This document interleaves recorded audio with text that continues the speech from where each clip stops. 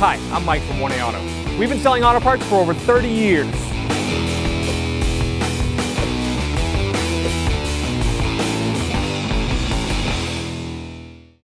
Hey everyone, Sue here at 1A Auto, and today on our 03 Tundra, we're going to show you how to check your engine oil and where to fill it. So if you need any parts for your car, click on the link below and head on over to 1aauto.com. Hood release on this Tundra is located on the driver's side, right at the knee panel. Has a picture of the hood. Pull on the cable. So the safety latch is located to the left of the symbol. You'll feel the lever right there. You push up on it. Lift your hood up.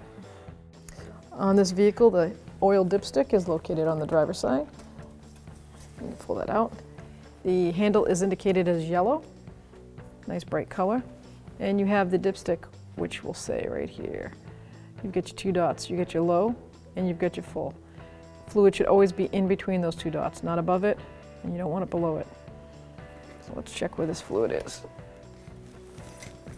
Obviously, you check your oil with the vehicle off, not running. And that is exactly where you want your oil, below the top dot. Perfect. That's a good color too.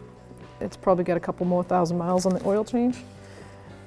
That's nothing to worry about. Oil filler is right here. It's a cap there, usually located on top of a valve cover. You can't miss it. It will say, usually says engine oil on it.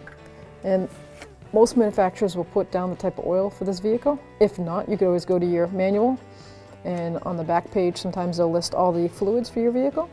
This one is 5W30. And you would add the oil right into there.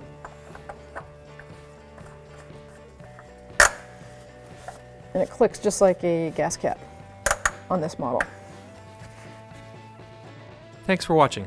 Visit us at 1aauto.com for quality auto parts, fast and free shipping, and the best customer service in the industry.